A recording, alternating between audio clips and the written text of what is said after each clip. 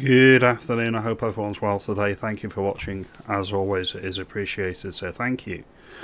We have a former First Minister of Scotland, HAPLESS Humza, who's been at a few speeches and a few gatherings this week, and he's terribly upset about the racism that is being stoked against his community within the United Kingdom. Why is it there's people of certain demographics in the country and they don't see themselves as widely or broadly British? They see themselves as either Muslim or minority before they see themselves as part of the wider population. And that's what I'm calling out on this video. Just for the sake of consistency and a reminder, and because this never gets old, this is Humza.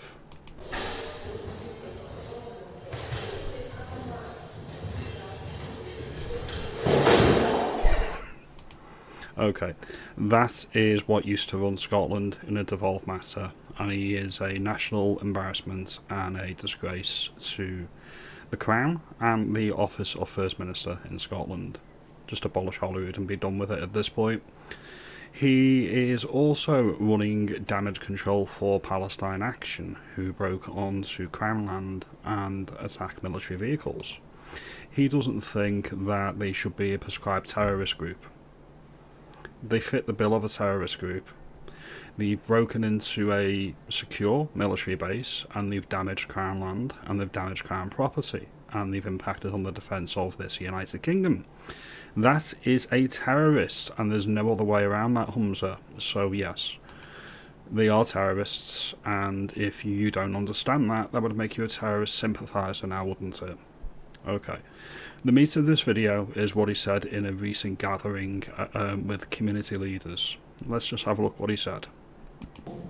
The disinformation that is being spread about Muslims and Pakistanis, I'm afraid, is only going to get worse. Unless we are, in fact, to counter it, we have to be proactive, but it's going to get worse. And you can already hear the commentary among some when it comes to the, for example, inquiry on grooming gangs. Never forgetting the point, of course, that the vast majority of sexual offences that are committed against children are committed by the white community. Right, it's okay. A few things there. First of all, no one is discounting that we are a predominantly white country currently. So the predominance of sex crimes against children will be from the white population. Of course that's true. Nobody can deny that. That is factual. What you can't deny is that in certain crimes, like specifically the grooming gangs, they are disproportionately skewed towards a certain demographic, i.e. British, Pakistani origin, Muslim men. Those are the facts, those are the apples, okay? It's not racist to say so. Just look here, okay? Asians and whites in a particular place, I think this one was West Yorkshire, alright? Asians, out of the suspects, there was 429, okay? Out of the whites, 413. At a glance, you may look at both of those and think, oh right, it's about the same, alright? But then you look at the demographics of the area, 77% white and only 16% Asian. So as soon as you factor in those types of ratios, you find that the white men, or white people in general, are disproportionately underrepresented in the grooming gangs, and British Pakistanis or South Asian Muslims are grossly overrepresented. That isn't racist to say so, those are the facts, alright? Look at those ratios. White people are underrepresented and Pakistani Muslims or British Pakistani Muslims are overrepresented. And that's not racist to call out those facts, that's not racist to state and look at the data and say yes, this is objectively true. What Humza was doing here, he's deflecting. He can say we don't need to dig a little deeper, we can look at the broader picture for the whole country and say yes, well, the white person is more at fault than any particular group. That's not what this is about. What this is about is the disservice that many generations of those that are charged with protecting the vulnerable in the country turning a blind eye because they didn't want to be called racist.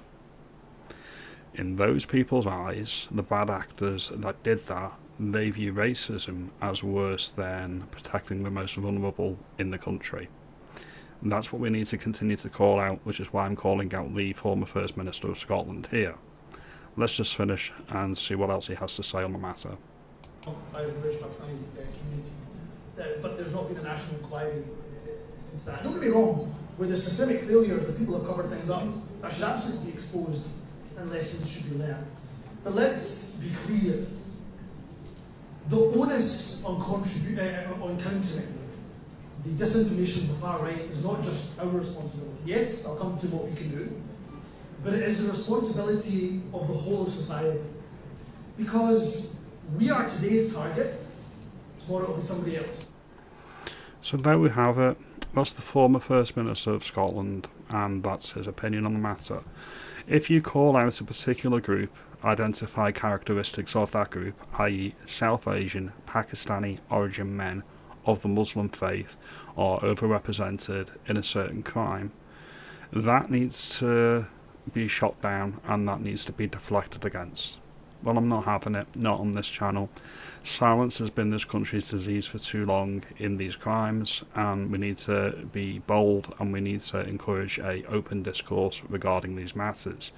That is the only way the decades, the cycle of abuse that has plagued the United Kingdom in this particular instance will be solved, if we have an open discourse and we actually get honest with the facts of the matter. I wouldn't be objecting to mass deportations of people complicit and guilty in these crimes to their countries of origin. Frankly, it's not our problem, it's not our concern. If you commit abhorrent and heinous crimes like this, and we have a way to get rid of you, we should be getting rid of you.